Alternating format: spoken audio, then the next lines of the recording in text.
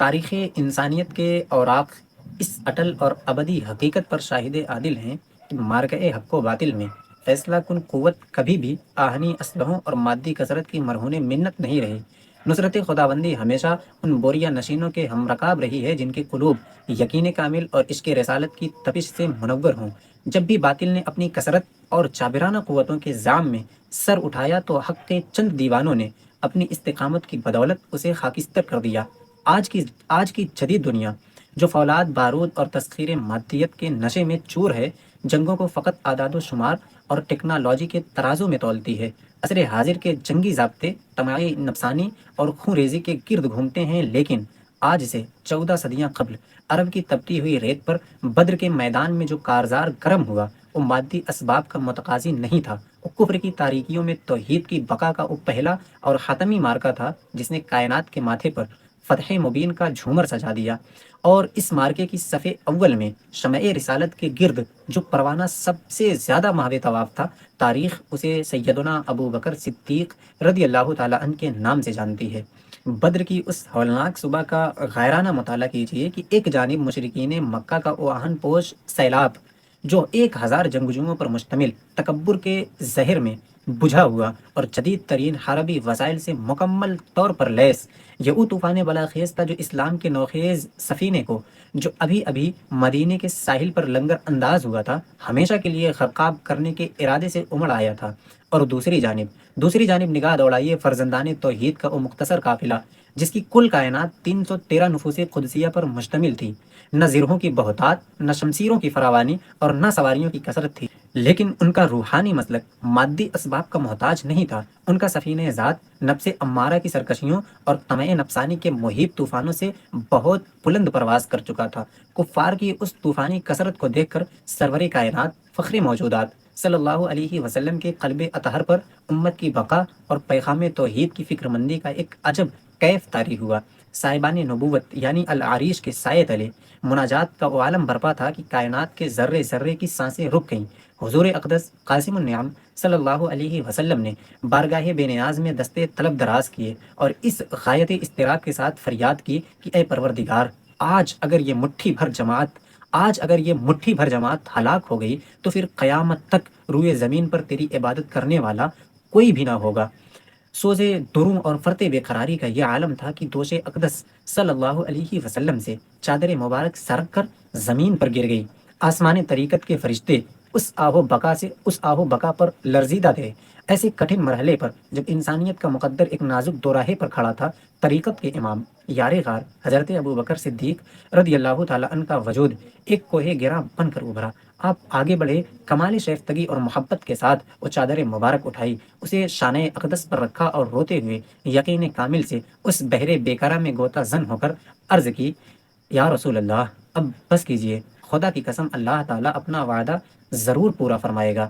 یہ کوئی عام تسلی نہیں تھی صاحب، بلکہ یہ معرفت الہیہ، عشق رسول اور توکل کا اور روشن مینار تھا جس نے بارگاہ حق میں قبولیت کی مہر تصدیق ثبت کر دی تھی۔ اور پھر مارکہ کارزار گرم ہوا، آسمان طریقت سے نصرت خداوندی کے دروازے واہ ہو گئے اور فرشتوں کی قطار در قطار کمک نازل ہونے لگی، لیکن زمین پر شمشیر و سنا کی اس ہولناک بارش میں حضرت ابو بکر صدیق رضی اللہ تعالیٰ عنہ کا کردار ایک عام جنگجو کا نہیں بلکہ ایک محافظ مطلق کا تھا۔ کفار مکہ کے جنگی سرداروں کا ہدف اس سائبان تھا جہاں کائنات کا سب سے قیمتی اثاثہ یعنی وجود مصطفیٰ صلی اللہ علیہ وسلم جلوہ گر تھا۔ جب بھی باطل کے آہن پوش غول در غول اپنی تمام تر شیطانی قوت اور وحشت کے ساتھ عریش نبوی کی جانب بڑھتے تو انہیں راستے میں ایک کوہ استقامت سے ٹکرانا پڑتا، اور وہ کوہ استقامت سیدنا ابو بکر صدیق رضی اللہ تعالیٰ عنہ تھے۔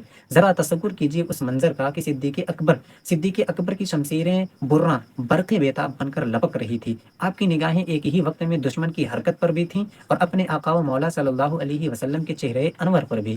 آپ اس آفتاب رسالت کے گرد ایک دیوانے پروانے کے مانند محو طواف تھے۔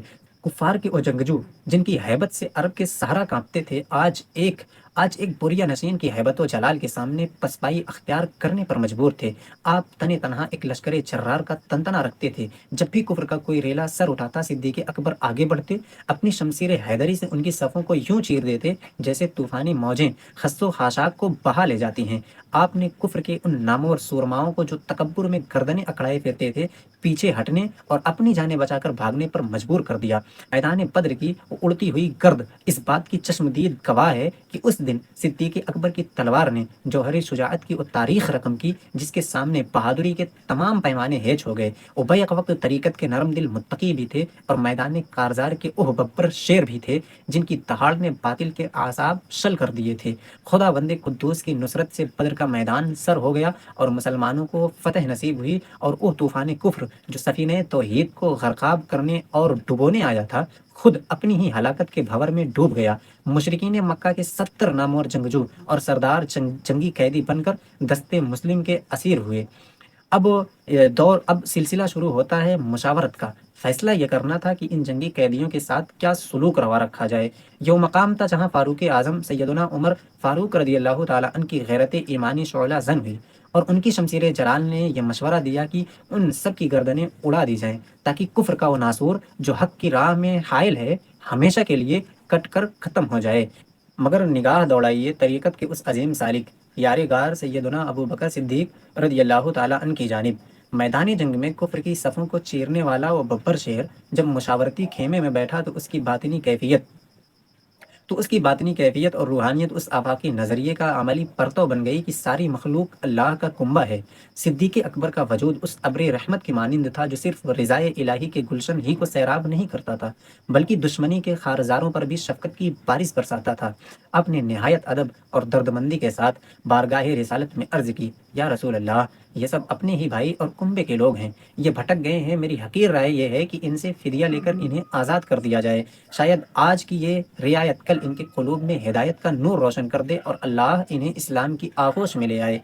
یہ تھا وہ مقام احسان جو لوگ کل تک حق کے اس شجر سایہ دار پر سنگ باری کر رہے تھے، آج صدیق اکبر ان پر انتقام کے شعلے اگلنے کے بجائے عفو و کرم کا ثمرے شیریں نچھاور کر رہے تھے۔ اور پھر چشم فلک نے دیکھا کہ شفیع دو جہاں صلی اللہ علیہ وسلم کے مزاج اقدس نے اسی رائے کو شرف قبولیت بخشا اور فدیہ لے کر اسیران بدر کی رہائی کا عظیم اور تاریخ ساز فیصلہ صادر فرمایا۔